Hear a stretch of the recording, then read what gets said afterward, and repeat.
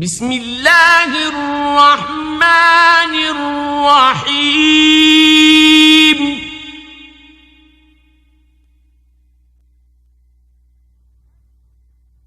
ألف لام را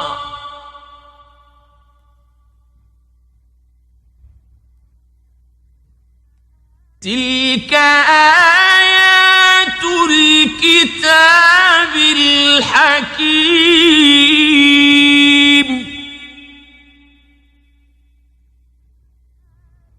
أكان للناس عجبا أن أوحينا إلى رجل منهم أن أنذر الناس وبشر الذين آمنوا أن لهم قدم صدق عند ربهم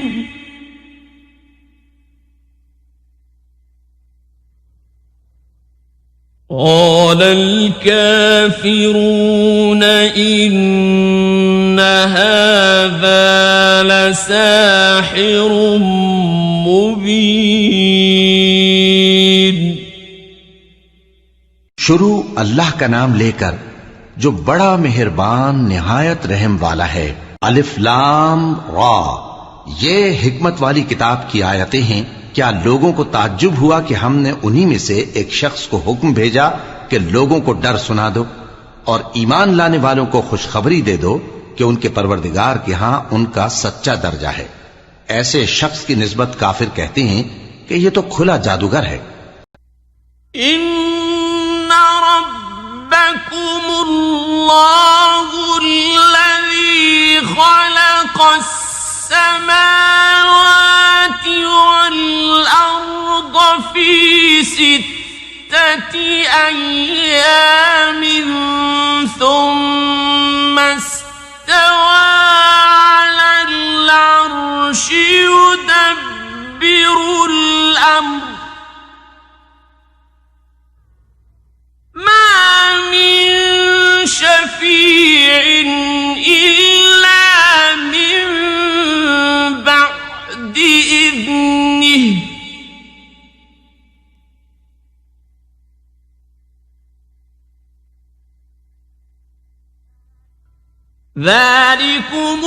ज़ालिकुमुल्लाहु रब्बुकुम फअब्दूहु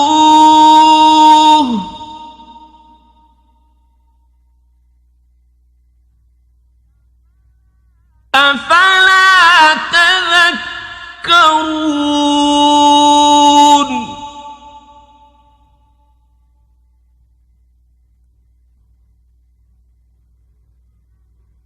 इलैहि मर्जिउकुम जमीअन वअदल्लाहि हक्क़न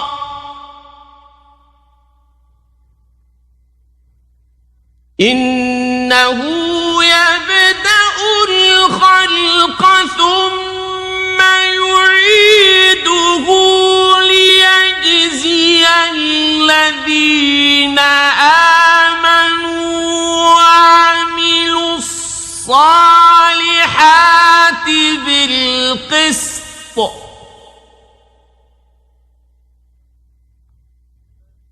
والذين كفروا لهم شراب من حميم وعذاب أليم بما كانوا يكفرون। तुम्हारा परवरदिगार तो अल्लाह ही है जिसने आसमान और जमीन 6 दिन में बनाए, फिर अर्श पर जलवा अफरोज हुआ। वही हर एक काम का इंतजाम करता है। कोई उसके पास उसकी इजाजत हासिल किए बगैर किसी की सिफारिश नहीं कर सकता। यही अल्लाह तुम्हारा परवरदिगार है, तो इसी की इबादत करो। भला तुम गौर क्यों नहीं करते? उसी के पास तुम सबको लौट कर जाना है अल्लाह का वादा सच्चा है, वही खलकत को पहली बार पैदा करता है, फिर वही उसको दोबारा पैदा करेगा ताकि ईमान वालों और नेक काम करने वालों को इंसाफ के साथ बदला दे। और जो काफिर हैं उनके लिए पीने को निहायत खौलता पानी और दर्द देने वाला अजाब होगा, क्योंकि वो कुफ्र करते थे। हुवल्लज़ी जअल अश-शम्स ज़ियाअन वल-क़मर नूरन वक़द्दरहु मनाज़िल लितअलमू अदद السنين والحساب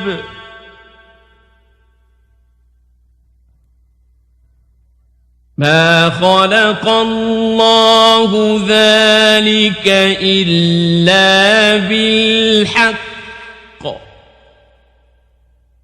يفصل الآيات لقوم يعلمون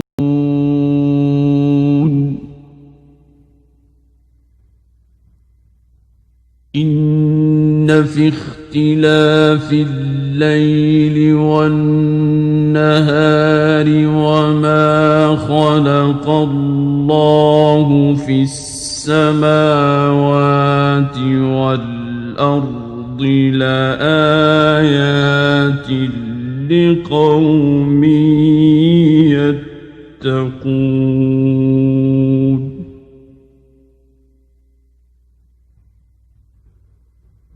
إن الذين لا يرجون لقاءنا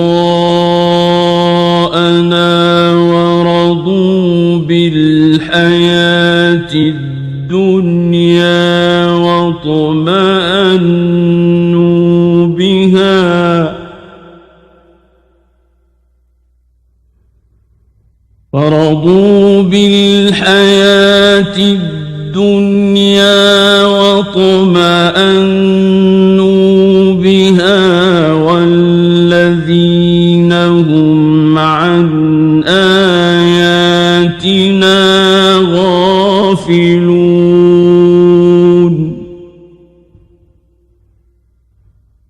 أولئك مأواهم النار بما كانوا يكسبون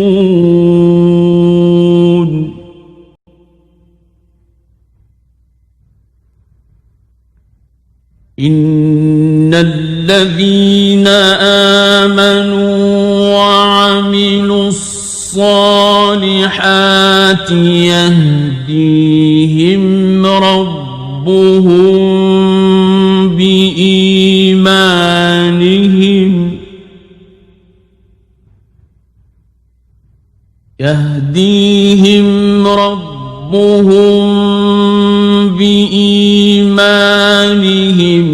تجري من تحتهم الأنهار في جنات النعيم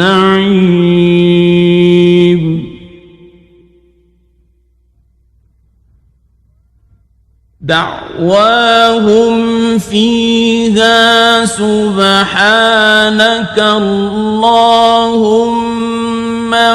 وتحيتهم فيها سلام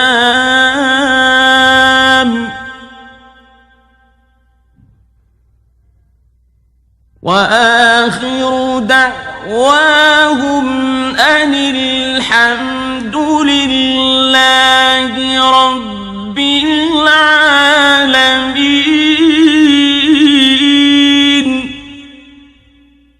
वही तो है जिसने सूरज को खूब रोशन और चांद को भी मुनव्वर बनाया और चांद की मंजिलें मुकर्रर की ताकि तुम बरसों का शुमार और कामों का हिसाब मालूम करो।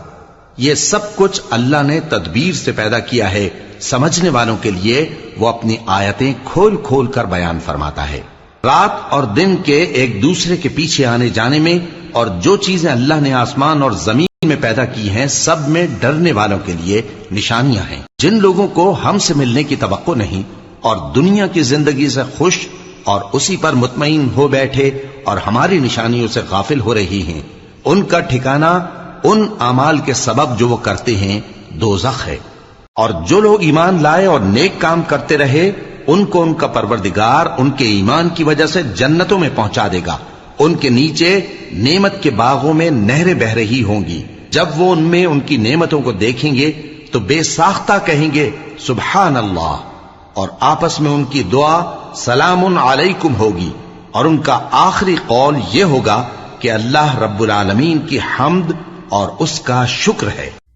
वलौ युअज्जिलुल्लाहु लिन्नासि श्शर्र इस्ति'जालहुम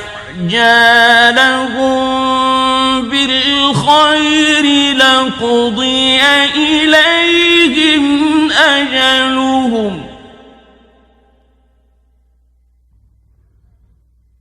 فنذر الذين لا يرجون لقاءنا في طغيانهم يعمهون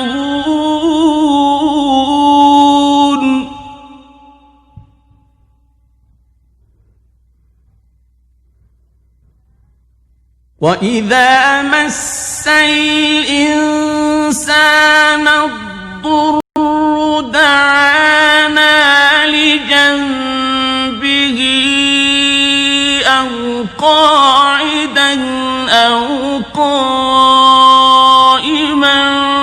فلما كشفنا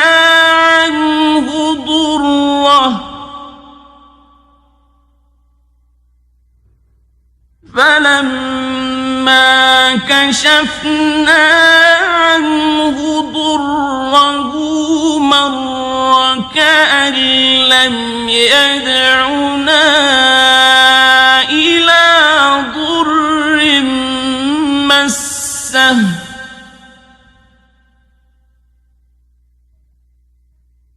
كذلك زين للمسرفين ما كانوا يعملون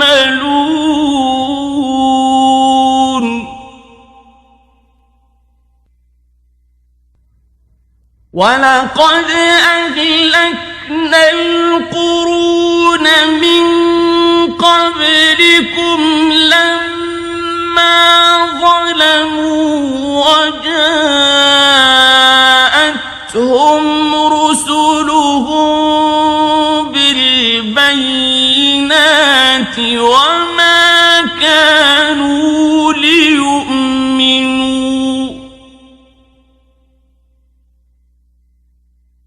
كذلك نجزي القوم المجرمين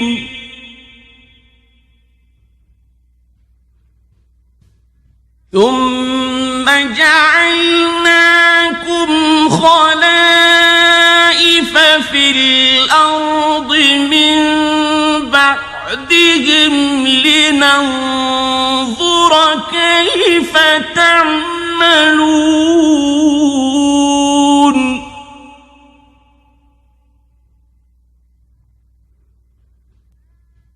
وإذا تتلى عليهم آياتنا بينات قال الذين لا يرجون لقاءنا ائت بقرآن غير هذا أو بدله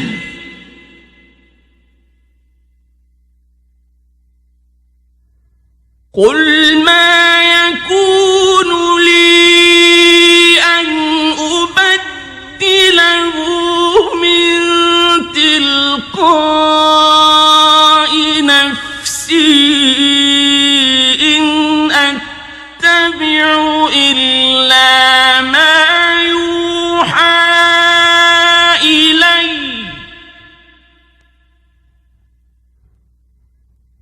إن أتبع إلا ما يوحى إلي إني أخاف إن عصيت ربي عذاب يوم عظيم.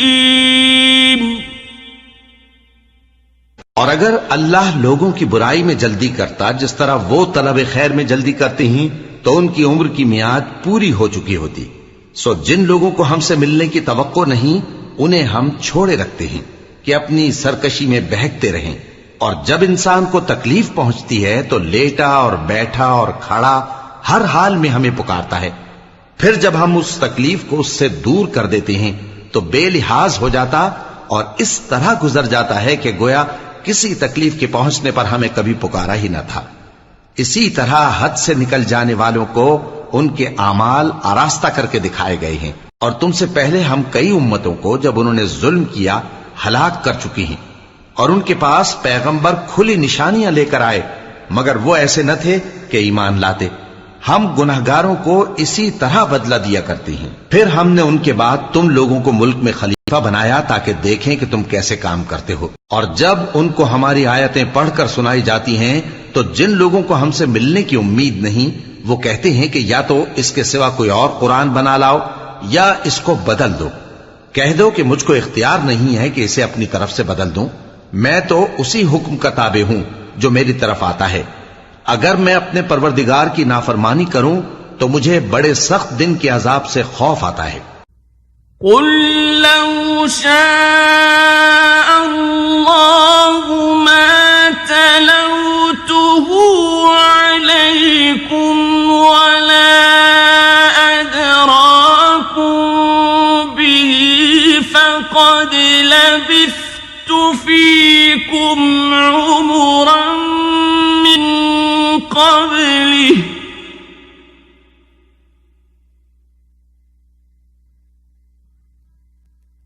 अफला ताक़िलून।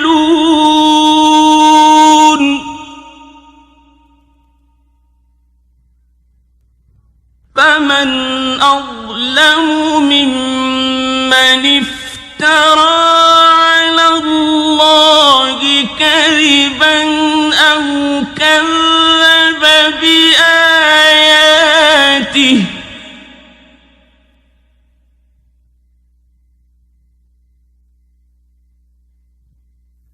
इन्नहु ला युफ्लिहुल मुजरिमून।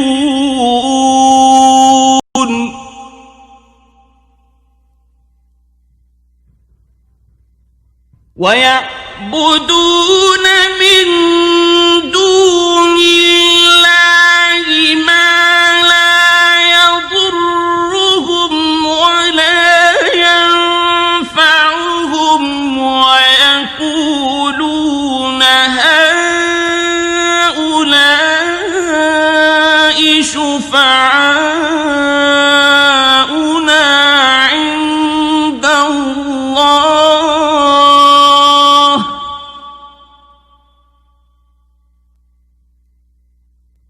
क़ुल अतुनब्बिऊना अल्लाह बिमा ला यअलमु फिस समावाति वला फिल अर्द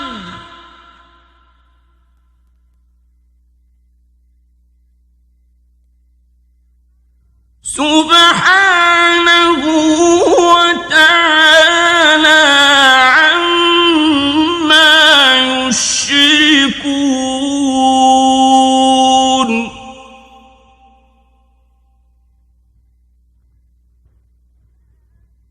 वमा कान अन्नासु इल्ला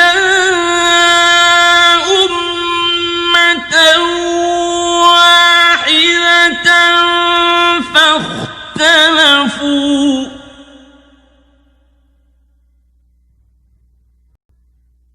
वलौला कलिमतुन सबक़त मिन रब्बिक लक़ुदिय बैनहुम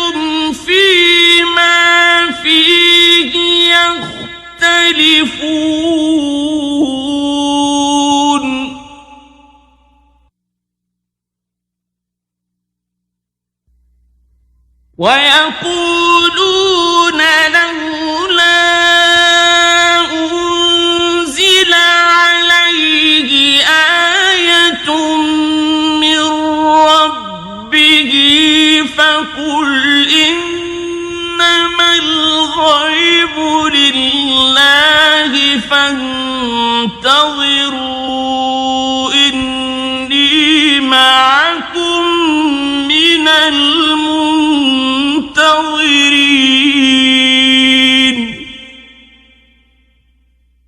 ये भी कह दो कि अगर अल्लाह चाहता तो न मैं ही ये किताब तुमको पढ़कर सुनाता और न वही तुम्हें इससे वाकिफ करता। बस मैं इससे पहले तुम में एक उम्र रहा हूं और कभी एक जुमला भी इस तरह का नहीं कहा, भला तुम समझते नहीं? तो उससे बढ़कर जालिम कौन होगा जो अल्लाह पर झूठ बांधे या उसकी आयतों को झुटलाए। बेशक गुनहगार फलाह नहीं पाएंगे। और ये लोग अल्लाह के सिवा ऐसी चीजों की परस्तिश करते हैं जो न इनका कुछ बिगाड़ ही सकती हैं और न कुछ भला ही कर सकती हैं, और कहते हैं कि ये अल्लाह के पास हमारी सिफारिश करने वाले हैं। कह दो, क्या तुम अल्लाह को ऐसी चीज बताते हो जिसका वजूद उसे न आसमानों में मालूम होता है और न जमीन में? वो पाक है और उसकी शान उनके शिर्क करने से बहुत बुलंद है। और सब लोग पहले एक ही उम्मत यानी एक ही मिल्लत पर थे, फिर जुदा जुदा हो गए। और अगर एक बात जो तुम्हारे परवरदिगार की तरफ से पहले ही तय ना हो चुकी होती तो जिन बातों में वो इख्तिलाफ करते हैं उनमें फैसला कर दिया जाता। और कहते हैं कि इस पर इसके परवरदिगार की तरफ से कोई निशानी क्यों नाजिल नहीं हुई। कह दो कि गैब का इल्म तो अल्लाह ही को है, सो तुम इंतजार करो, मैं भी तुम्हारे साथ इंतजार करता हूं। وَإِذَا أَذَقْنَا النَّاسَ رَحْمَةً مِّن بَعْدِ ضَرَّاءَ مَسَّتْهُمْ إِذَا لَهُم مَّكْرٌ فِي آيَاتِنَا قُلِ اللَّهُ أَسْرَعُ مَكْرًا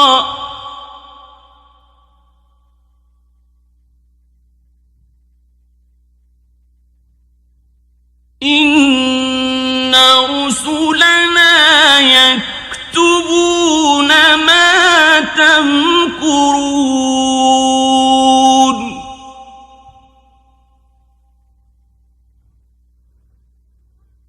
هُوَ الَّذِي يُسَيِّرُكُمْ فِي الْبَرِّ وَالْبَحْرِ حَتَّى إِذَا كُنتُمْ فِي الْفُلْكِ وَجَرَيْنَ بِهِم بِرِيحٍ طَيِّبَةٍ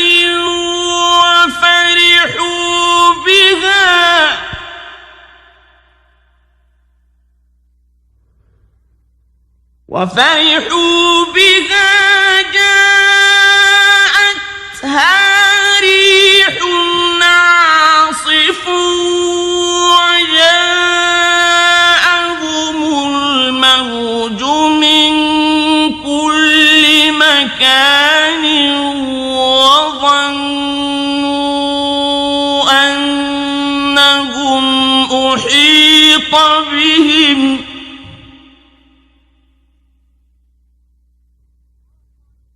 وظنوا أنهم أحيط بهم دعوا الله مخلصين له الدين لئن أنجيتنا من هذه لنكونن من الشاكرين.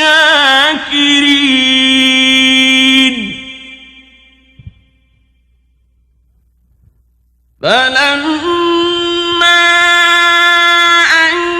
أنجاهم إذا هم يبغون في الأرض بغير الحق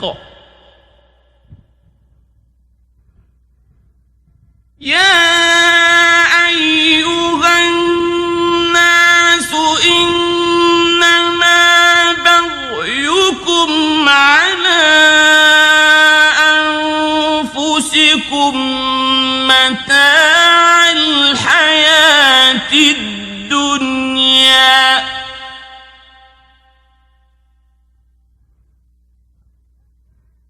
متاع الحياة الدنيا ثم إلينا مرجعكم فننبئكم بما كنتم تعملون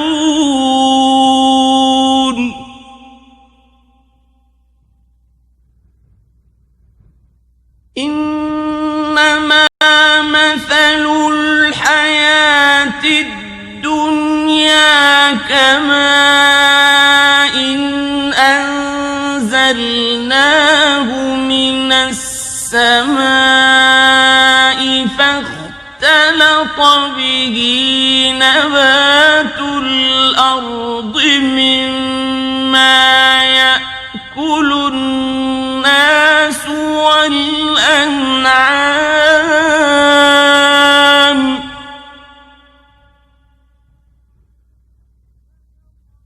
فاختلط به نبات الأرض مما يأكل الناس والأنعام حتى إذا أخذت الأرض زخرفها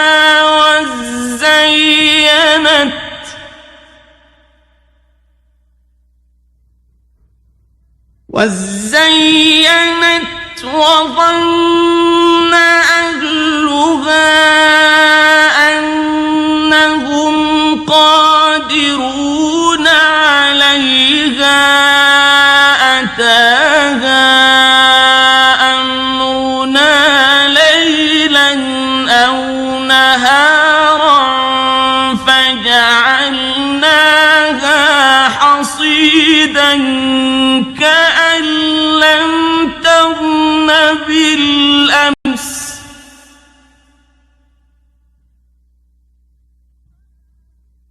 كذلك نفصل الآيات لقوم يتفكرون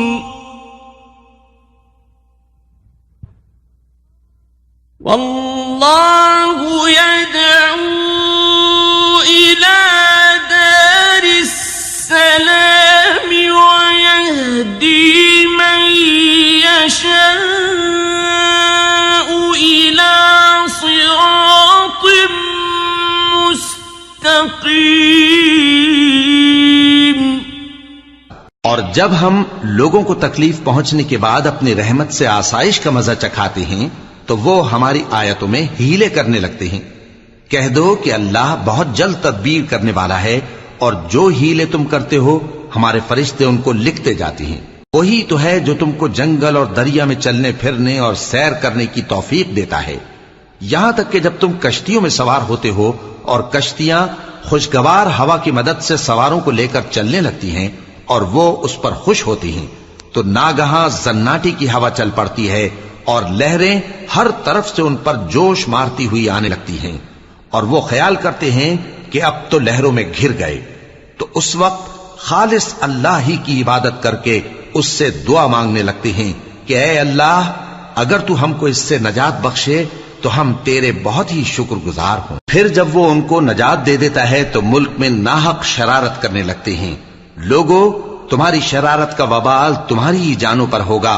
तुम दुनिया की जिंदगी के फायदे उठा लो, फिर तुमको हमारे ही पास लौट कर आना है। उस वक्त हम तुमको बताएंगे जो कुछ तुम किया करते थे। दुनिया की जिंदगी की मिसाल में किसी है कि हमने उसको आसमान से बरसाया, फिर उसके साथ मिला जुला सब्जा जिसे आदमी और जानवर खाते हैं निकला, यहां तक कि जमीन सब्जे से खुशनुमा और आरास्ता हो गई और जमीन वालों ने ख्याल किया कि वो उस पर पूरी दस्तरस रखते हैं। नागहां रात को या दिन को हमारा हुक्म अजाब आ पहुंचा तो हमने उसको काट कर ऐसा कर डाला कि गोया कल वहां कुछ था ही नहीं। जो लोग गौर करने वाले हैं उनके लिए हम अपनी कुदरत की निशानियां इसी तरह खोल खोल कर बयान करते हैं। और अल्लाह सलामती के घर की तरफ बुलाता है और जिसको चाहता है सीधा रास्ता दिखाता है। लिल्लज़ीना أحسنوا الحسنى وزيادة ولا يرهق وجوههم قتر ولا ذلة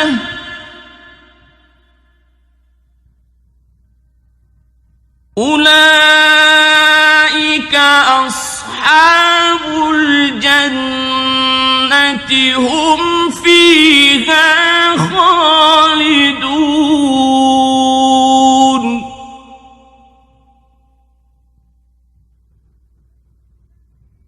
والذين كسبوا السيئات جزاء سيئة بمثلها وترهقهم ذلة ما لهم من الله من عاصم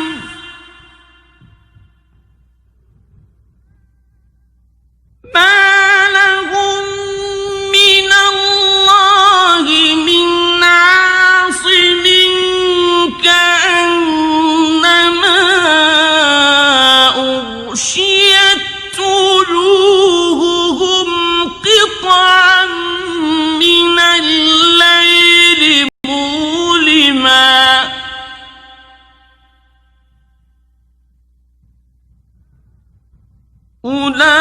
أولئك أصحاب النار هم فيها خالدون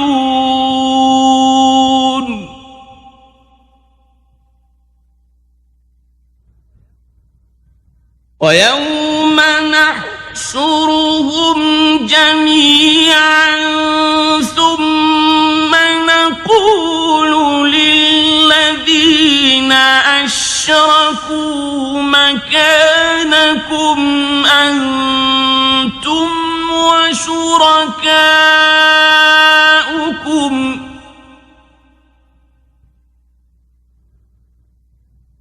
فزيلنا بينهم وقال شركاؤهم ما كنتم إيانا تعبدون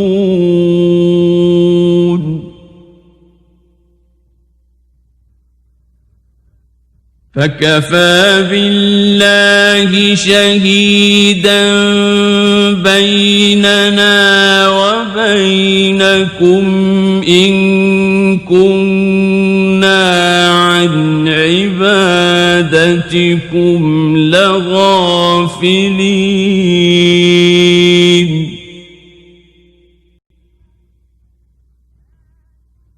هنالك تبلو كل نفس ما أسلفت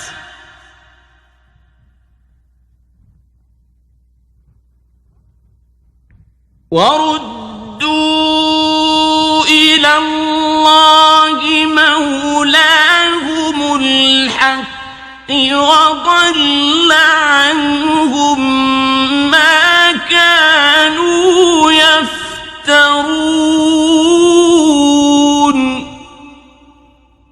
जिन लोगों ने नेकूकारी की उनके लिए भलाई है और मजीद और भी, और उनके चेहरों पर न तो सियाही छाएगी और न रुसवाई। यही जन्नती हैं कि उसमें हमेशा रहेंगे। और जिन्होंने बुरे काम किए तो बुराई का बदला वैसा ही होगा, और उनके चेहरों पर जिल्लत छा जाएगी और कोई उनको अल्लाह से बचाने वाला न होगा। उनके चेहरों की सियाही का ये आलम होगा कि उन पर गोया अंधेरी रात के टुकड़े उड़ा दिए गए हैं। यही दोज़खी हैं कि हमेशा उसमें रहेंगे। और जिस दिन हम उन सबको जमा करेंगे, फिर मुशरिकों से कहेंगे कि तुम और तुम्हारे शरीक अपनी अपनी जगह ठहरे रहो, तो हम उनमें जुदाई डाल देंगे। और उनके शरीक उनसे कहेंगे कि तुम हमको तो नहीं पूजा करते थे, बस हमारे और तुम्हारे दरमियान अल्लाह ही गवाह काफी है, हम तुम्हारी परस्तिश से बिल्कुल बेखबर थे। वहां हर शख्स अपने अमाल की जो उसने पहले किए होंगे जांच कर लेगा, और वो अपने सच्चे मालिक अल्लाह की तरफ लौटाए जाएंगे। और जो कुछ वो झूठ बांधा करते थे सब उनसे जाता रहेगा। कुल मन यर्ज़ुकुकुम मिनस्समाइ वल अर्दि अम्मन यमलिकुस्समअ वल अब्सार वमन युखरिजुल हय्य मिनल मय्यिति वयुखरिजुल मय्यित मिनल हय्य वमन युदब्बिरुल अम्र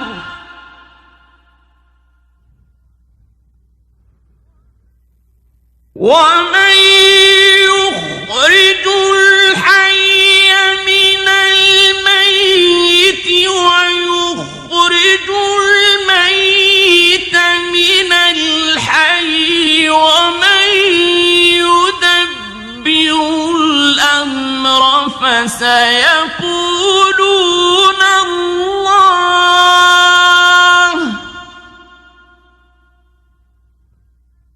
فقل أفلا تتقون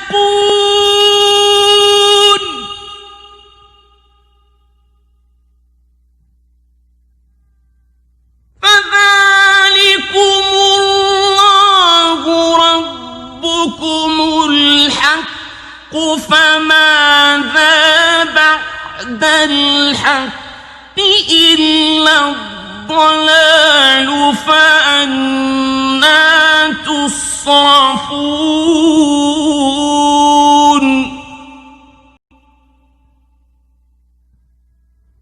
كذلك حقت كلمة ربك على الذين فسقوا أنهم لا يؤمنون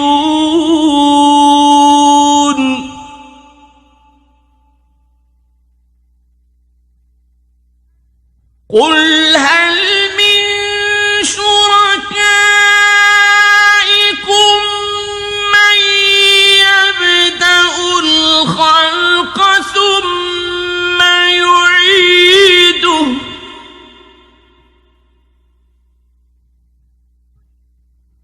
قل الله يبدأ الخلق ثم يعيده فأنى تؤفكون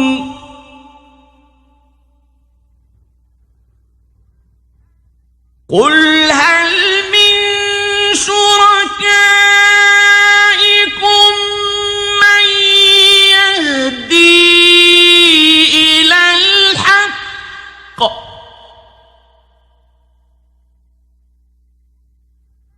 قل الله يهدي للحق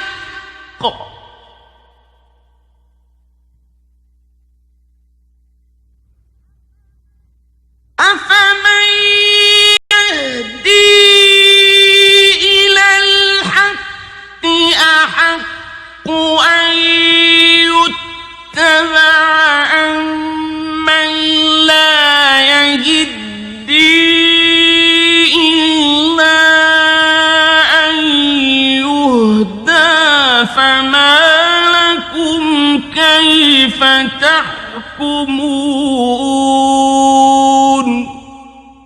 पैगंबर कहो कि तुमको आसमान और जमीन में रिस्क कौन देता है, या तुम्हारे कानों और आंखों का मालिक कौन है, और बेजान से जानदार कौन पैदा करता है, और जानदार से बेजान कौन पैदा करता है, और दुनिया के कामों का इंतजाम कौन करता है। तो यही कहेंगे कि अल्लाह। तो कहो कि फिर तुम अल्लाह से डरते क्यों नहीं। यही अल्लाह तो तुम्हारा हकीकी परवरदिगार है, और हक बात के जाहिर होने के बाद गुमराही के सिवा है ही क्या।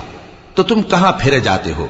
इसी तरह अल्लाह का इरशाद उन नाफरमानों के हक में साबित होकर रहा कि ये ईमान नहीं लाएंगे। इनसे पूछो कि भला तुम्हारे शरीकों में कोई ऐसा है कि खलकत को पहली बार पैदा करे और फिर उसको दोबारा बनाए। कह दो कि अल्लाह ही पहली बार पैदा करता है, फिर वही उसको दोबारा पैदा करेगा। तो तुम कहां उल्टे जा रहे हो। पूछो कि भला तुम्हारे शरीकों में कौन ऐसा है कि हक का रास्ता दिखाए? कह दो कि अल्लाह ही हक का रास्ता दिखाता है।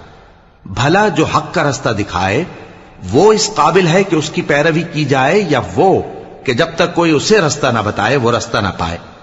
तो तुमको क्या हुआ है, कैसा इंसाफ करते हो?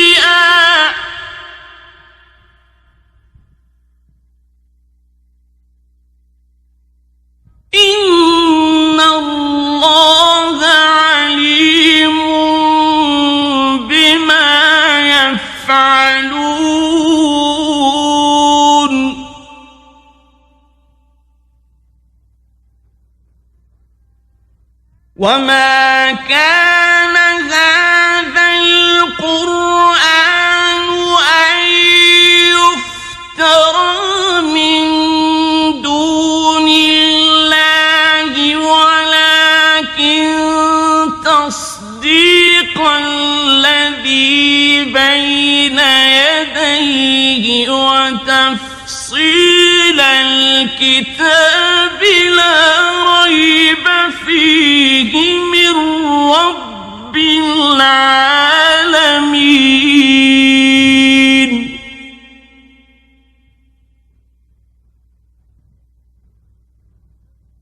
أم يقولون افتراه قل فأتوا بسورة مثله وادعوا من استطعتم من دون الله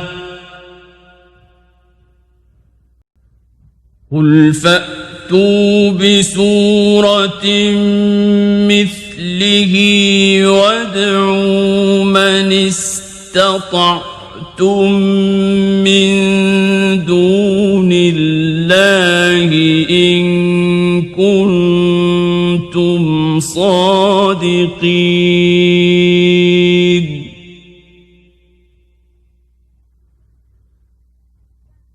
بل كذبوا بما لم يحيطوا بعلمه ولما يأتهم تأويله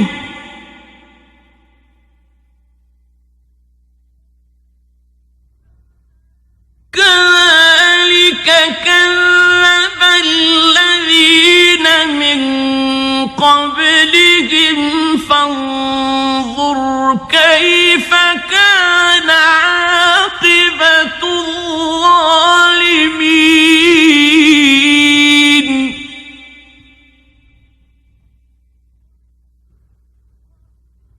ومنهم من يؤمن به ومنهم من لا يؤمن به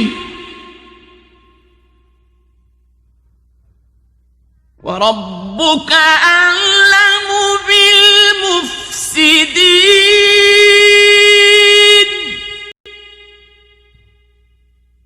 और उनमें के अक्सर महज गुमान की पैरवी करते हैं और कुछ शक नहीं कि गुमान हक के मुकाबले में कुछ भी कारामद नहीं हो सकता। बेशक अल्लाह तुम्हारे सब अमाल से वाकिफ है। और यह कुरान ऐसा नहीं कि अल्लाह के सिवा कोई इसको अपनी तरफ से बना लाए। हाँ, यह अल्लाह का कलाम है। जो किताबें इससे पहले की हैं उनकी तस्दीक करता है और उन्हीं किताबों की इसमें तफसील है। इसमें कुछ शक नहीं कि यह रब्बुल आलमीन की तरफ से नाजिल हुआ है। क्या ये लोग कहते हैं कि पैगंबर ने इसे खुद ही घड़ लिया है? कह दो कि अगर सच्चे हो तो तुम भी इस तरह की एक सूरत बना लाओ और अल्लाह के सिवा जिनको तुम बुला सको बुला भी लो। हकीकत यह है कि जिस चीज के इल्म पर यह काबू नहीं पा सके उसको नादानी से झुटला दिया और अभी इसकी हकीकत इन पर खुली ही नहीं। इसी तरह जो लोग इनसे पहले थे उन्होंने झुटलाया था। सो देख लो कि जालिमों का कैसा अंजाम हुआ। और इनमें से कुछ तो ऐसे हैं कि इस पर ईमान ले आते हैं और कुछ ऐसे हैं कि ईमान नहीं लाते।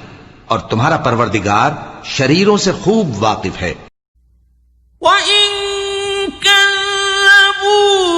فقل لي عملي ولكم عملكم أنتم بريئون مما أعمل وأنا بريء مما تعملون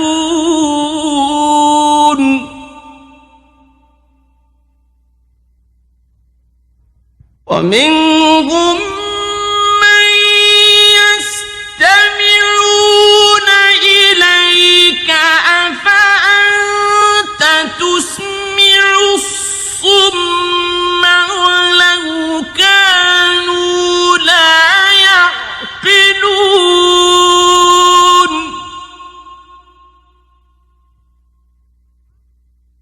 ومنهم من ينظر إليك أفأنت تهدي العمي ولو كانوا لا يبصرون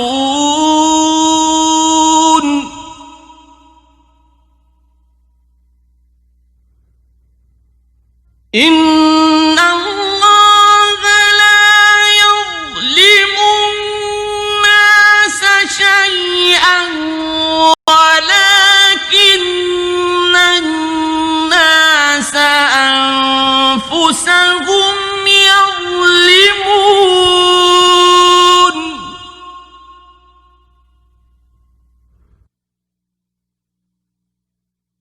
ويوم يحشرهم كأن لم يلبثوا إلا ساعة من النهار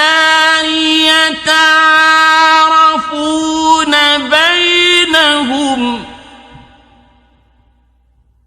قد خسر الذين كذبوا بلقاء الله وما كانوا مهتدين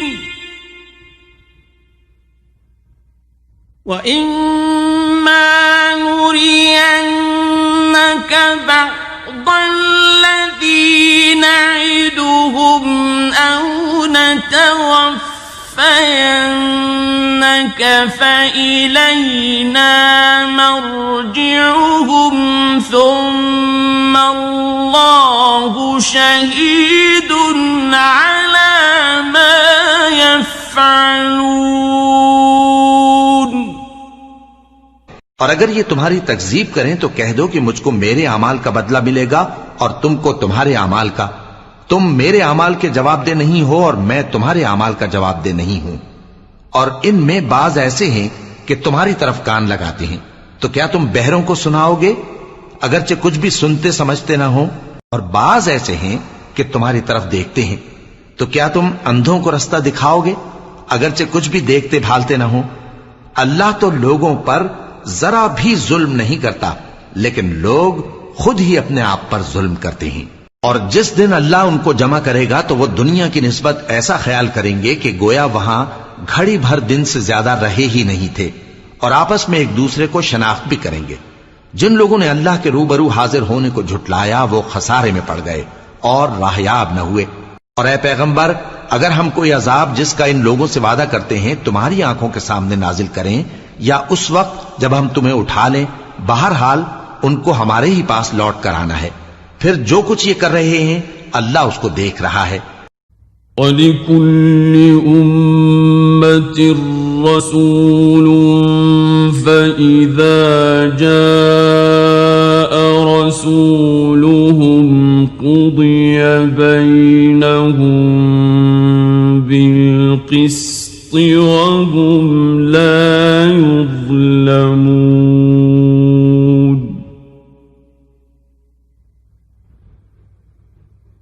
ويقولون متى هذا الوعد إن كنتم صادقين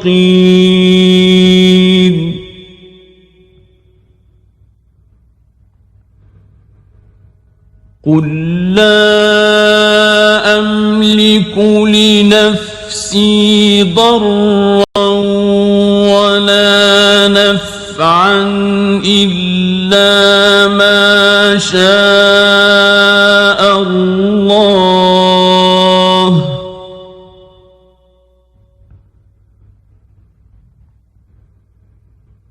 لكل أمة أجل إذا جاء أجلهم فلا يستأخرون ساعة ولا يستقدمون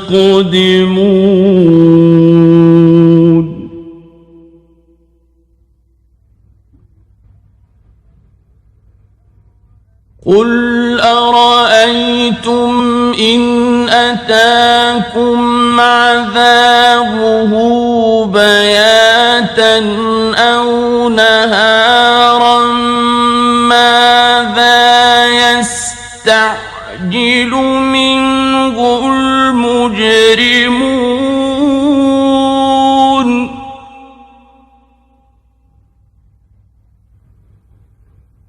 أثم إذا ما وقع آمنتم به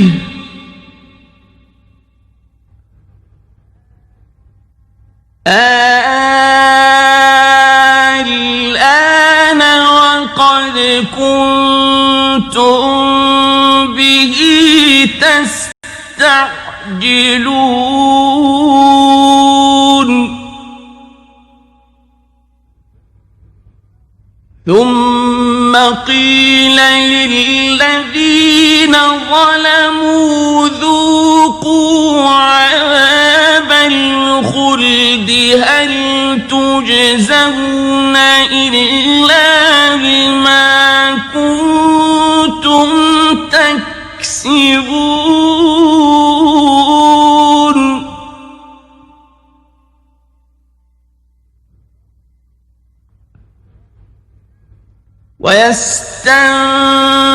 ويستنبئونك أحق هو قل إي وربي إنه لحق وما أنتم بمعجزين और हर एक उम्मत की तरफ पैगंबर भेजा गया। फिर जब उनका पैगंबर आ जाता है तो उनमें इंसाफ के साथ फैसला कर दिया जाता है और उन पर जुल्म नहीं किया जाता। और ये कहते हैं कि अगर तुम सच्चे हो तो जिस अजाब का ये वादा है वो आएगा कब? कह दो कि मैं तो अपने नुकसान और फायदे का भी कुछ इख्तियार नहीं रखता मगर जो अल्लाह चाहे। हर एक उम्मत के लिए मौत का एक वक्त मुकर्रर है। जब वो वक्त आ जाता है तो एक घड़ी भी देर नहीं कर सकते और न जल्दी कर सकते हैं। कह दो कि भला देखो तो अगर उसका अजाब तुम पर नागहां आ जाए रात को या दिन को तो फिर गुनाहगार किस बात की जल्दी करती हैं? क्या जब वो आ वाक़े होगा तब उस पर ईमान लाओगे? उस वक्त कहा जाएगा क्या अब ईमान लाए? और इसी के लिए तो तुम जल्दी मचाया करते थे। फिर जालिम लोगों से कहा जाएगा कि अजाब दायमी का मजा चखो। अब तुम उन्हीं अमाल का बदला पाओगे जो दुनिया में करते रहे। और ए नबी तुमसे दरियाफ्त करते हैं कि आया ये सच है? कह दो हां मेरे रब की कसम ये सच है। और तुम भाग कर अल्लाह को आजिज नहीं कर सकोगे। वलौ अन्न लिकुल्लि नफ्सिन ज़लमत मा फिल अर्दि लफ्तदत बिहि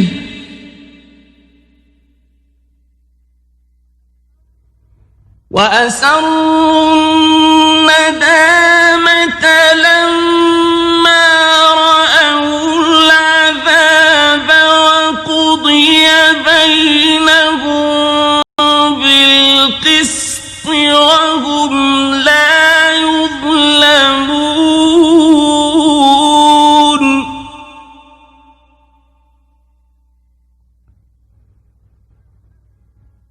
ألا إن لله ما في السماوات والأرض ألا إن وعد الله حق ولكن أكثرهم لا يعلمون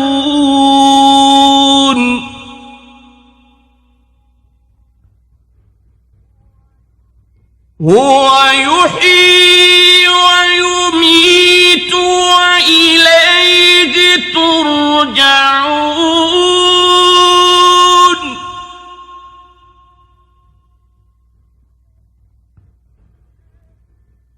يا أيها الناس قد جاءتكم موعظة من ربكم وشفاء لما في الصدور وهدى ورحمة للمؤمنين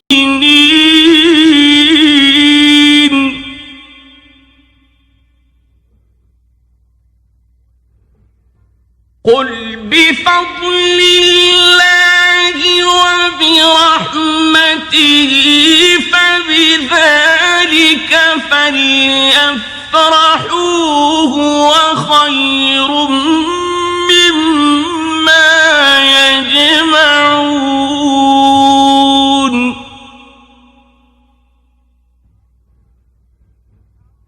قل أرأيتم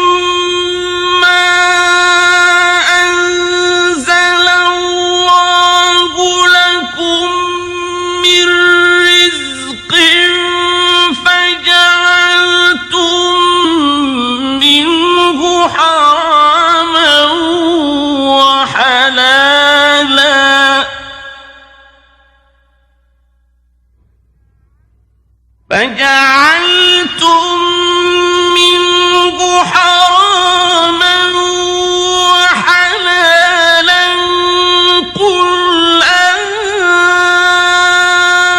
الله أذن لكم أم على الله تفترون وما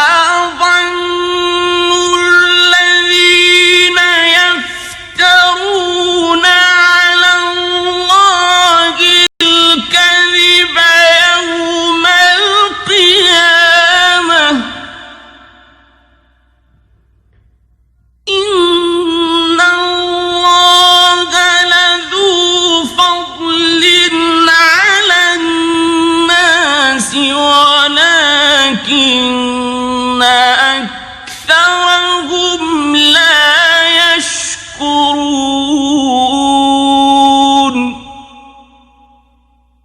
और अगर हर एक नाफरमान शख्स के पास रूए जमीन की तमाम चीजें हों तो वो अजाब से बचने के बदले में सब दे डाले, और जब वो अजाब को देखेंगे तो पछताएंगे और नदामत को छुपाएंगे, और उनमें इंसाफ के साथ फैसला कर दिया जाएगा और उन पर जुल्म नहीं होगा। सुन रखो कि जो कुछ आसमानों और जमीन में है सब अल्लाह ही का है। सुन रखो कि अल्लाह का वादा सच्चा है, लेकिन अक्सर लोग नहीं जानते। वही जान बख्शता और वही मौत देता है, और तुम लोग उसी की तरफ लौट कर जाओगे। लोगों, तुम्हारे पास तुम्हारे परवरदिगार की तरफ से नसीहत और दिलों की बीमारियों की शिफा और मोमिनों के लिए हिदायत और रहमत आ पहुंची है। कह दो कि यह किताब अल्लाह के फजल और उसकी मेहरबानी से नाजिल हुई है, तो चाहिए कि लोग इससे खुश हों। ये उससे कहीं बेहतर है जो वो जमा करते हैं। कहो कि भला देखो तो अल्लाह ने तुम्हारे लिए जो रिस्क नाजिल फरमाया तो तुमने उसमें से बास को हराम ठहराया और बास को हलाल। उनसे पूछो, क्या अल्लाह ने तुम्हें इसका हुक्म दिया है या तुम अल्लाह पर झूठ बांधते हो? और जो लोग अल्लाह पर झूठ बांधते हैं वो क़यामत के दिन की निस्बत क्या ख्याल रखते हैं? बेशक अल्लाह लोगों पर मेहरबान है, लेकिन अक्सर लोग शुक्र नहीं करते।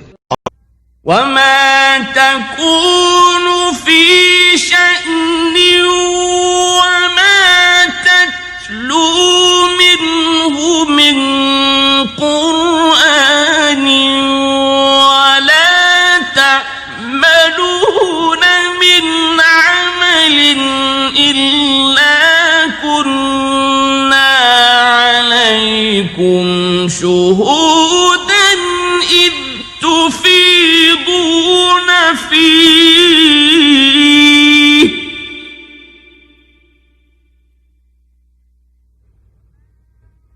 وما يعزب عن ربك من مثقال ذرة في الأرض ولا في السماء ولا أصغر من ذلك ولا أكبر إلا في كتاب مبين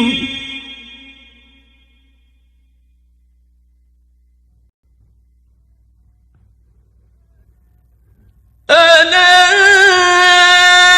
إن أولياء الله لا خوف عليهم ولا هم يحزنون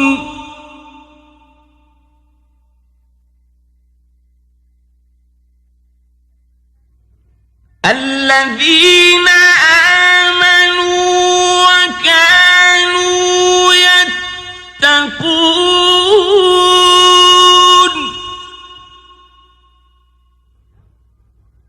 لهم البشرى في الحياة الدنيا وفي الآخرة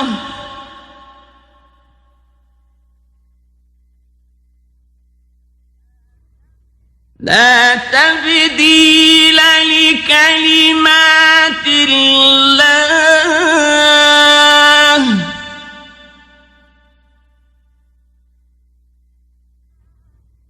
ذلك هو الفوز العظيم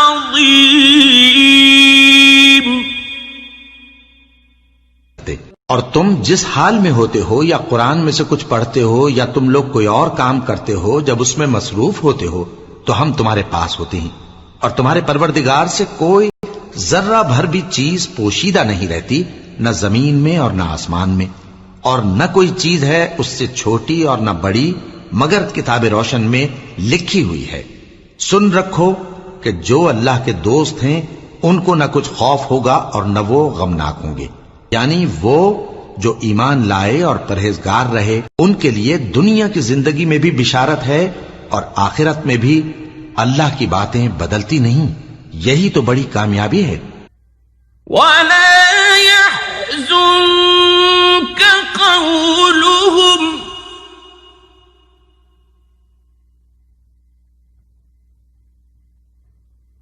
इन्नल इज़्ज़त लिल्लाहि जमीआ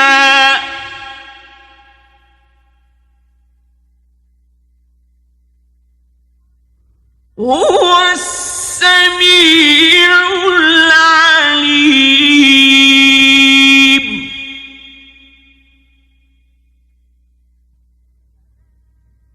अला इन्न लिल्लाहि मन फिस समावाति व मन फिल अर्द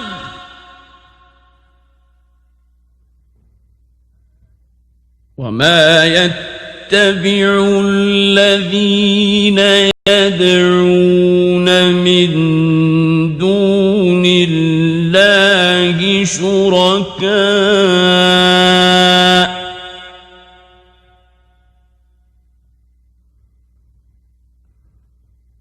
إن يتبعون إلا الظن وإن هم إلا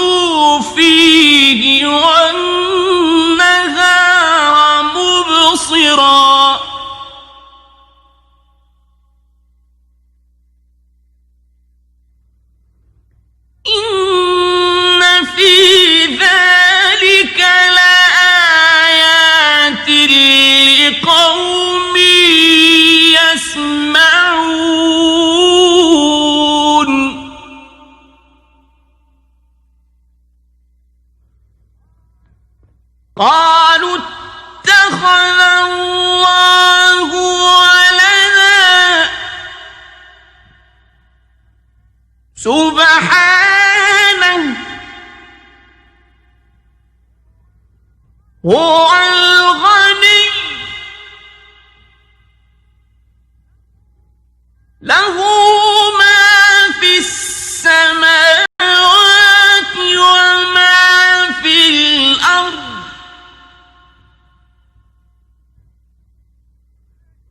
إن عندكم من سلطان بهذا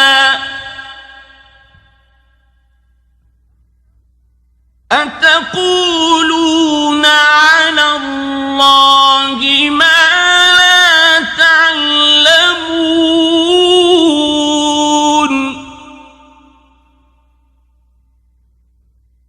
قل إن الذين يفترون على الله الكذب لا يفلحون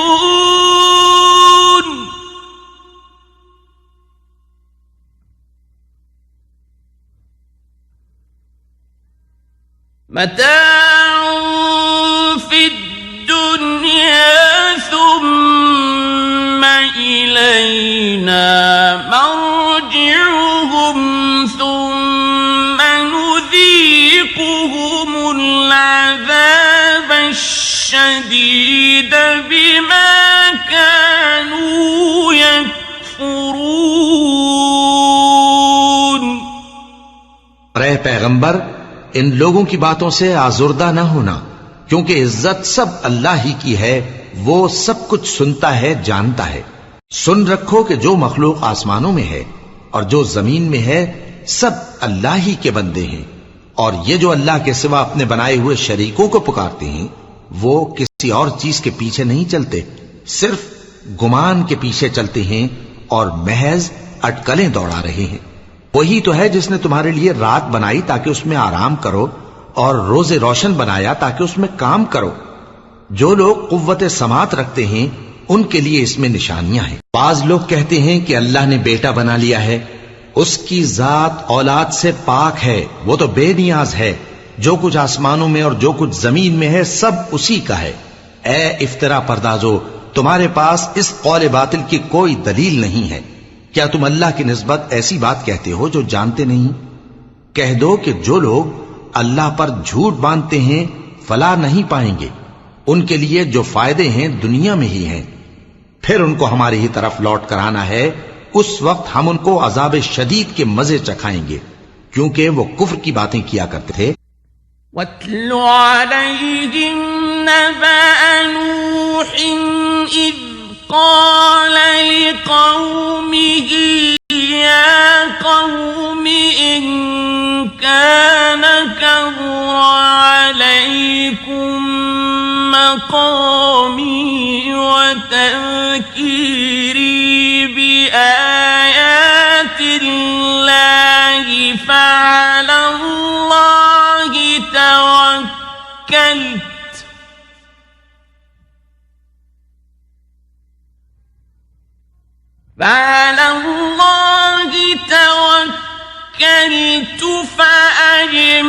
فأجمعوا أمركم وشركاءكم ثم لا يكن أمركم عليكم غمة ثم قضوا إلي ولا تنظرون.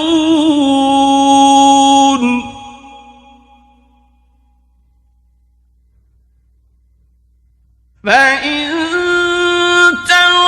توليتم فما سألتكم من أجر إن أجري إلا على الله وأمرت أن أكون من المسلمين.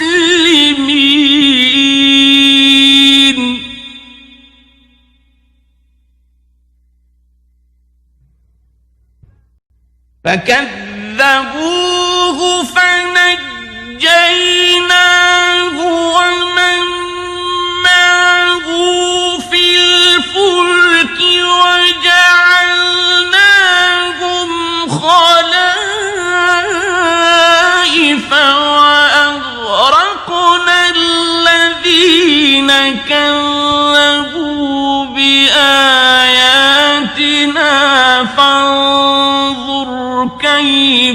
كان عاقبة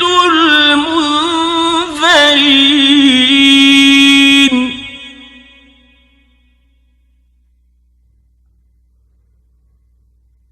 ثم بعثنا من بعده رسلا إلى قومهم فجاءوهم بالبينات فما كانوا ليؤمنوا بما كذبوا به من قبل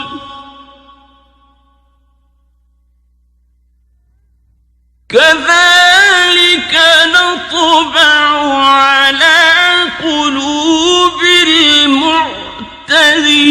المعتدين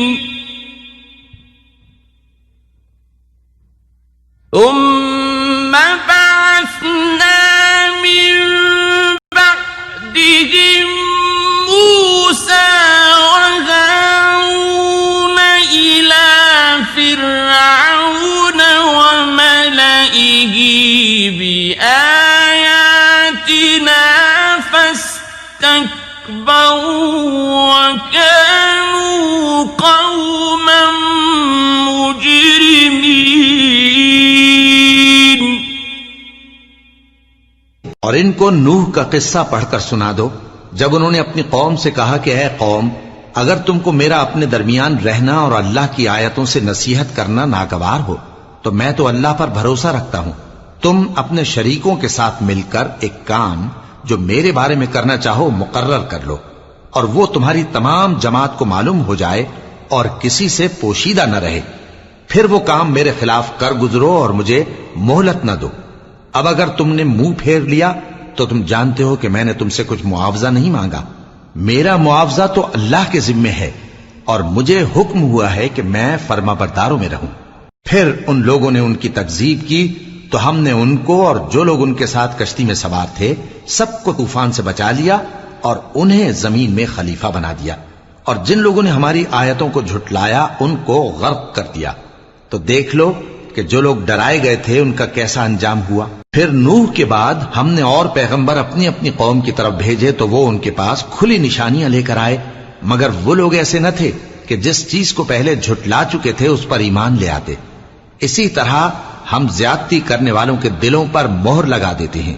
फिर उनके बाद हमने मूसा और हारून को अपनी निशानियां देकर फिरौन और उसके सरदारों के पास भेजा तो उन्होंने तकब्बुर किया और वो गुनहगार लोग थे। فلما جاءهم الحق من عندنا قالوا إن هذا لسحر مبين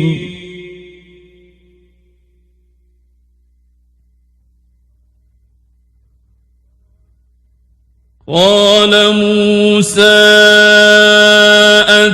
أتقولون للحق لما جاءكم أسحر هذا ولا يفلح الساحرون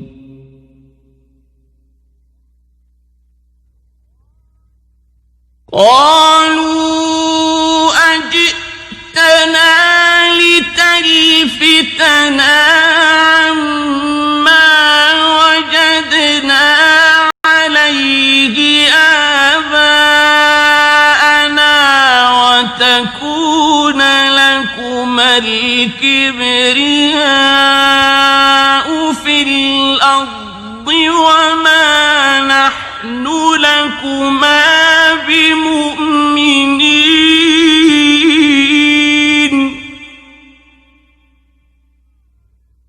وقال فرعون ائتوني بكل ساحر عليم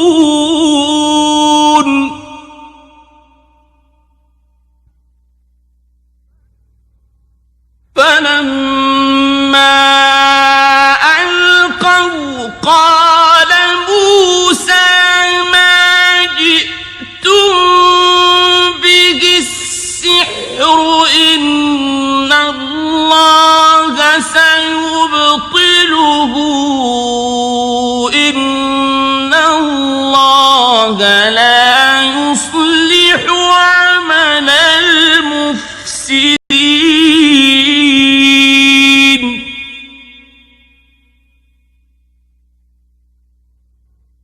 ويحق الله الحق بكلماته ولو كره المجرمون.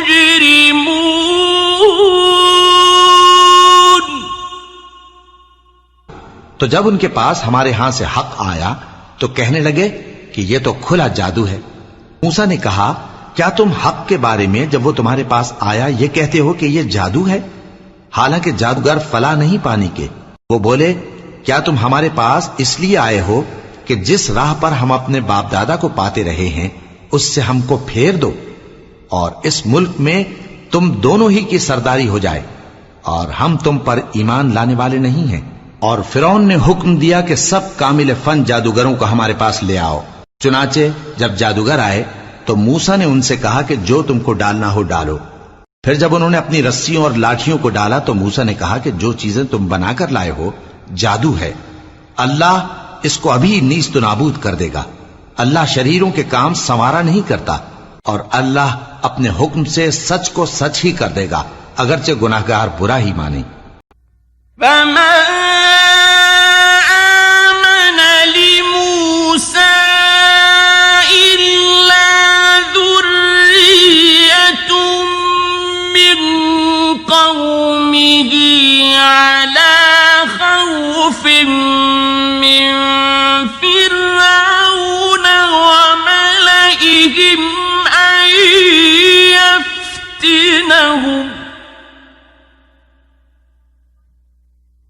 وَإِنَّ فِرْعَوْنَ لَعَالٍ فِي الْأَرْضِ وَإِنَّهُ لَمِنَ الْمُسْرِفِينَ.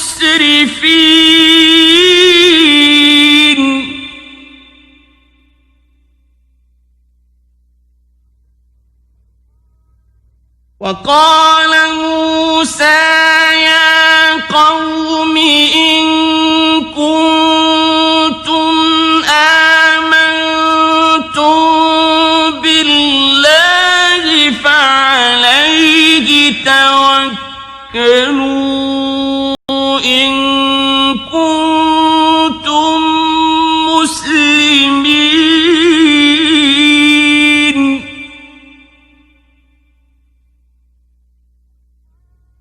فقالوا على الله توكلنا ربنا لا تجعلنا فتنة للقوم الظالمين.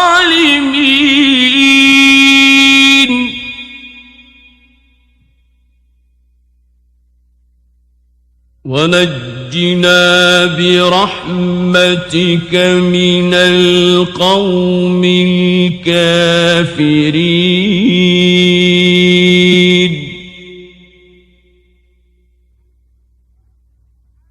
وأوحينا إلى موسى وأخيه أن تبوأ لقومكما بمصر بيوتا وجعلوا بيوتكم قبلة وأقيموا الصلاة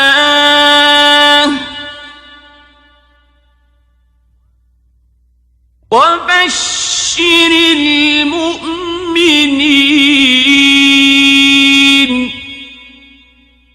तो मूसा पर कोई ईमान न लाया मगर उसकी कौम में से चंद लड़के, और वो भी फिरौन और उसके अहले दरबार से डरते डरते कि कहीं वो उनको आफत में न फंसा दे।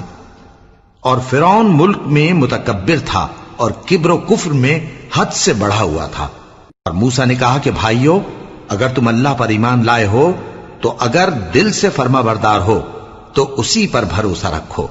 बस वो बोले कि हम अल्लाह ही पर भरोसा रखते हैं। ऐ हमारे परवरदिगार, हमको जालिम लोगों के हाथ से आजमाइश में न डाल और अपनी रहमत से हमें कौम कुफ्फार से नजात बख्श। और हमने मूसा और उसके भाई की तरफ वही भेजी कि अपने लोगों के लिए मिस्र में घर बनाओ और अपने घरों को किबला यानी मस्जिदें ठहराओ और नमाज कायम करते रहो और मोमिनों को खुशखबरी सुना दो।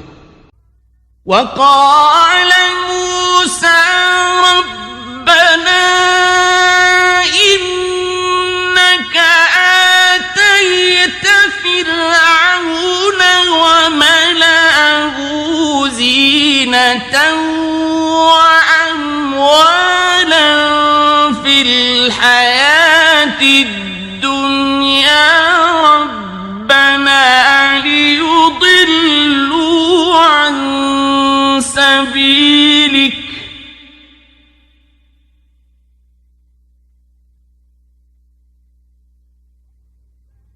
रब्बना लियुदिल्लू अन सबीलिक रब्बना तुमिस अला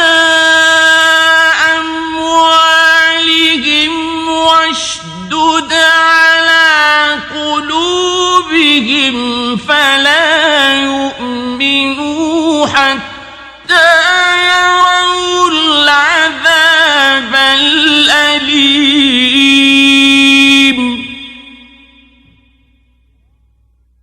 قال قد أجيبت دعوتكما فاستقيما ولا تتبعان سبيل الذين لا يعلمون।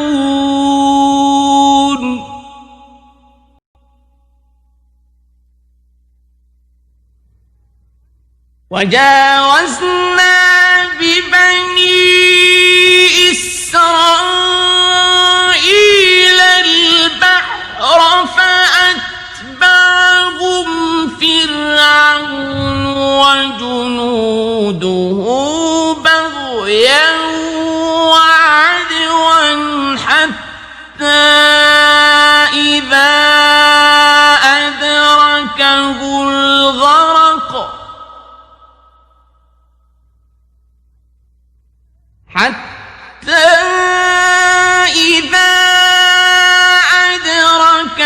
الغرق قال آمنت أنه لا إله إلا الذي آمنت به بنو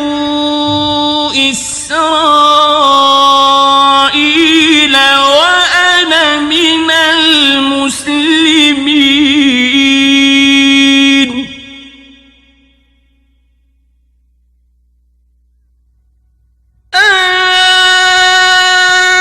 الآن وقد عصيت قبل وكنت من المفسدين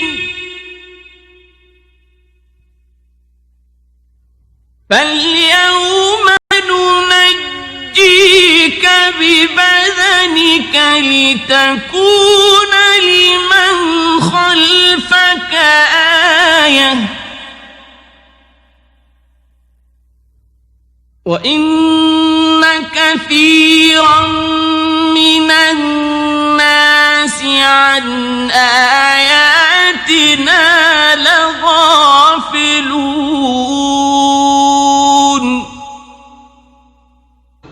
और मूसा ने कहा कि ऐ हमारे परवरदिगार, तूने फिरौन और उसके सरदारों को दुनिया की जिंदगी में बारौनक साजो सामान और मालो जर दे रखा है।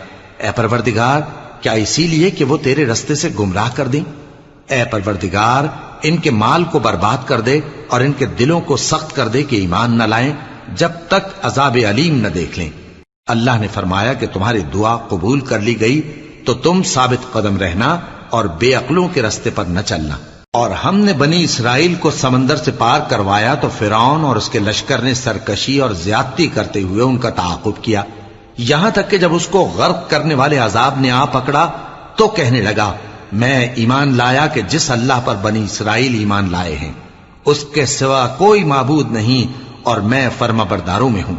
जवाब मिला कि अब ईमान लाता है, हालांकि तू पहले नाफरमानी करता रहा और मुफसिद बना रहा। तो आज हम तेरे बदन को बचा लेंगे ताकि तू पिछलों के लिए इबरत हो, और बहुत से लोग हमारी निशानियों से बेखबर हैं। वलक़द बव्वअना बनी इस्राईल मुबव्वअ सिद्क़िन वरज़क़नाहुम मिनत्तय्यिबाति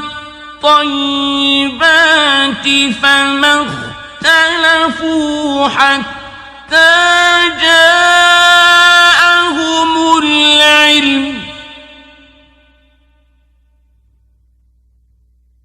इन्न रब्बक यक़दी बैनहुम यौमल क़ियामति फ़ीमा कानू फ़ीहि यख़्तलिफ़ून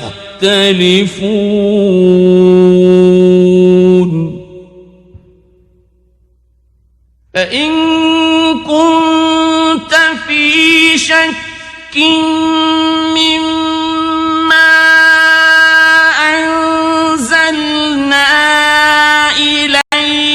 فاسأل الذين يقرؤون الكتاب من قبلك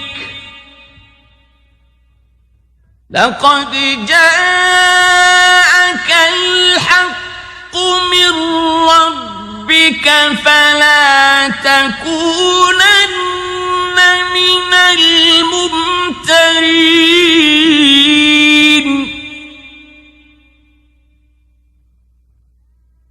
ولا تكونن من الذين كذبوا بآيات الله فتكون من الخاسرين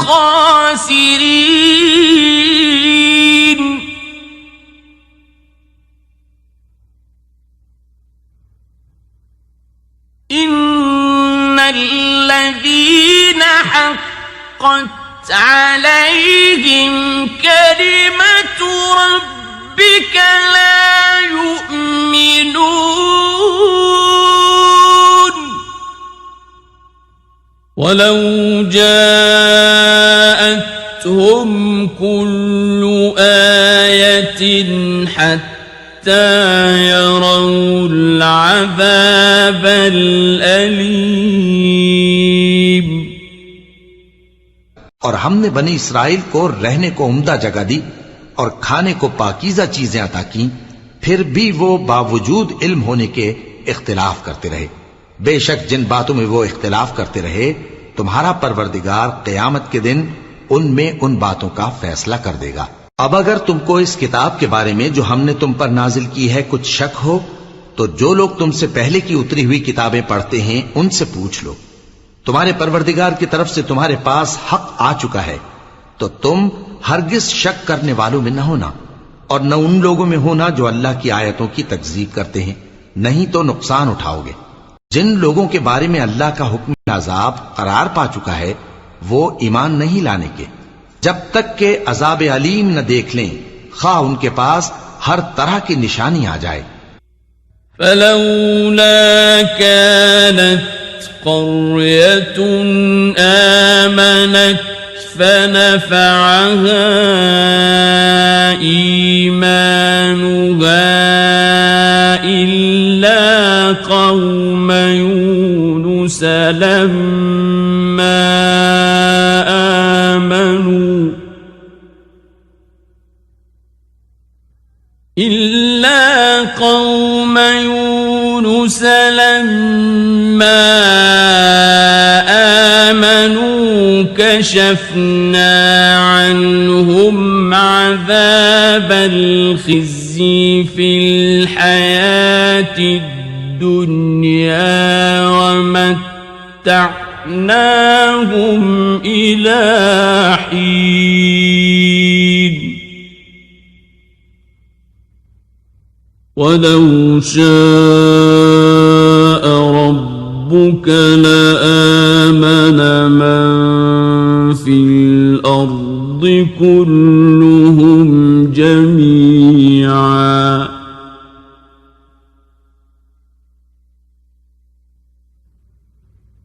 أفأنت تكره الناس حتى يكونوا مؤمنين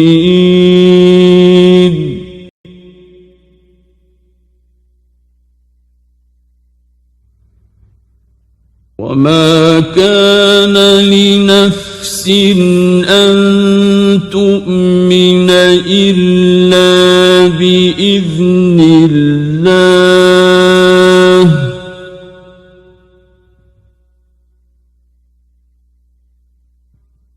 ويجعل الرجس على الذين لا يعقلون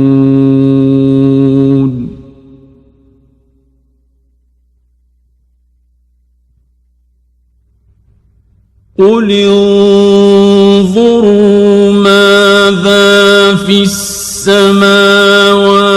والأرض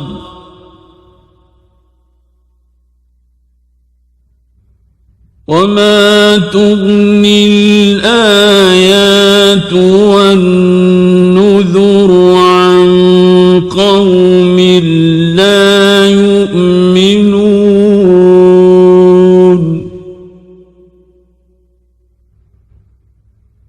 فهل ينتظرون إلا مثل أيام الذين خلوا من قبلهم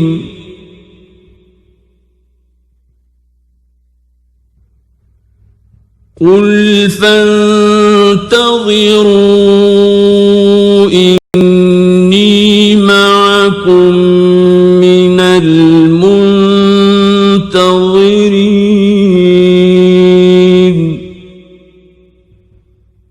ثم ننجي رسلنا والذين آمنوا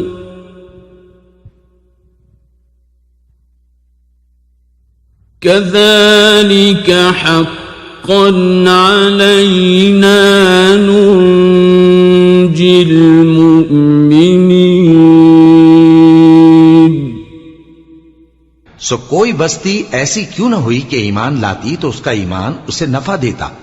हाँ, यूनुस की कौम कि जब ईमान लाई तो हमने दुनिया की जिंदगी में उनसे जिल्लत का अजाब दूर कर दिया और एक मुद्दत तक फवायद दुनियावी से उनको बहरामंद रखा। और अगर तुम्हारा परवरदिगार चाहता तो जितने लोग जमीन में हैं सब के सब ईमान ले आते। तो क्या तुम लोगों पर जबरदस्ती करना चाहते हो कि वो मोमिन हो जाएं? हालांकि किसी शख्स को कुदरत नहीं है कि अल्लाह के हुक्म के बगैर ईमान लाए। और जो लोग बेअक्ल हैं उन पर वो कुफ्र जिल्लत की नजासत डालता है। इन कुफ्फार से कहो कि देखो तो आसमानों और जमीन में क्या क्या कुछ है, और जो लोग ईमान नहीं रखते निशानियां और डराने वाले उनके कुछ काम नहीं आते। सो जैसे बुरे दिन इनसे पहले लोगों पर गुजर चुके हैं इसी तरह के दिनों के ये मुंतजिर हैं। कह दो कि तुम भी इंतजार करो, मैं भी तुम्हारे साथ इंतजार करता हूं। फिर हम अपने पैगंबरों को और मोमिनों को नजात देते रहे हैं, उसी तरह हमारा जिम्मा है कि मुसलमानों को भी नजात दें। कुल या अय्युहन्नासु इन कुंतुम फी शक्किन मिन दीनी फला الذين تعبدون।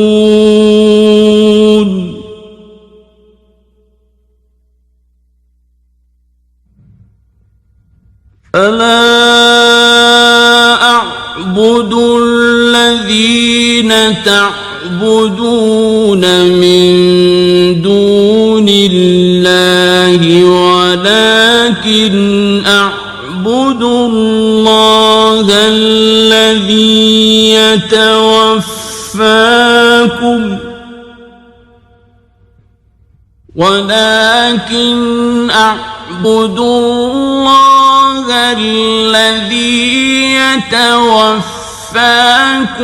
وأمرت أن أكون من المؤمنين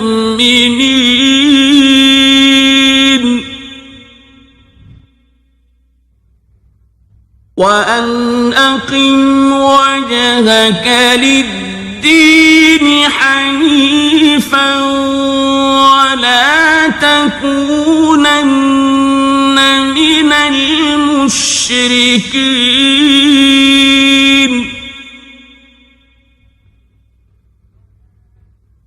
ولا تدع من دون الله ما لا ينفعك ولا يضرك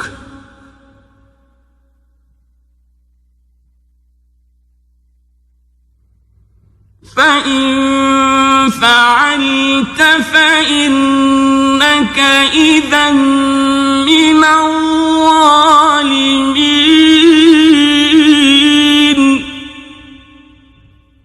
وإن يمسسك الله بضر فلا كاشف له إلا هو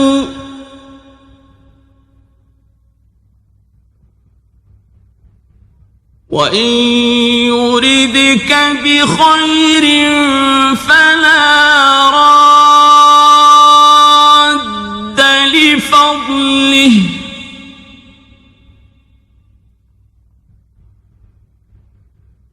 يصيب به من يشاء من عباده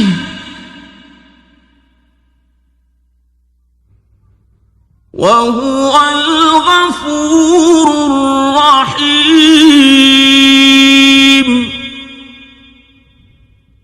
ऐ पैगंबर कह दो कि लोगों, अगर तुमको मेरे दीन में किसी तरह का शक हो तो सुन रखो कि जिन लोगों की तुम अल्लाह के सिवा इबादत करते हो मैं उनकी इबादत नहीं करता, लेकिन मैं उस अल्लाह की इबादत करता हूं जो तुम्हारी रूहें कब्ज कर लेता है, और मुझको यही हुक्म हुआ है कि ईमान लाने वालों में हो जाऊं, और यह कि ए नबी सबसे यकसू होकर दीन इस्लाम की पैरवी किए जाओ और मुशरिकों में हरगिज न होना, और अल्लाह को छोड़कर ऐसी चीज को न पुकारना जो न तुम्हारा कुछ भला कर सके और न कुछ बिगाड़ सके। अब अगर ऐसा करोगे तो जालिमों में हो जाओगे, और अगर अल्लाह तुमको कोई तकलीफ पहुंचाए तो उसके सिवा उसका कोई दूर करने वाला नहीं, और अगर तुमसे भलाई करनी चाहे तो उसके फजल को कोई रोकने वाला नहीं। वो अपने बंदों में से जिसे चाहता है फायदा पहुंचाता है, और वो बख्शने वाला है, मेहरबान है। कुल या अय्युहन नासु क़द जाअकुमुल हक़्क़ु मिर रब्बिकुम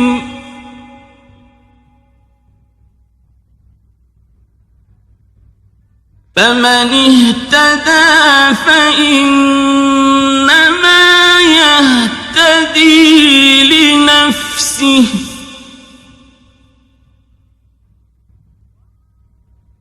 ومن ضل فإنما يضل عليها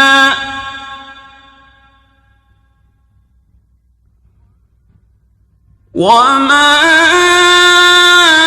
أنا عليكم بوكيل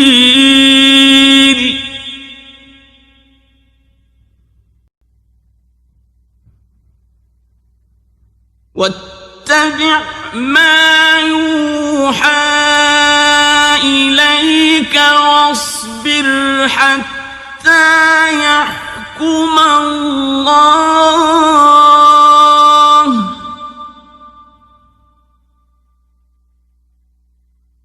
وهو خير الحاكمين۔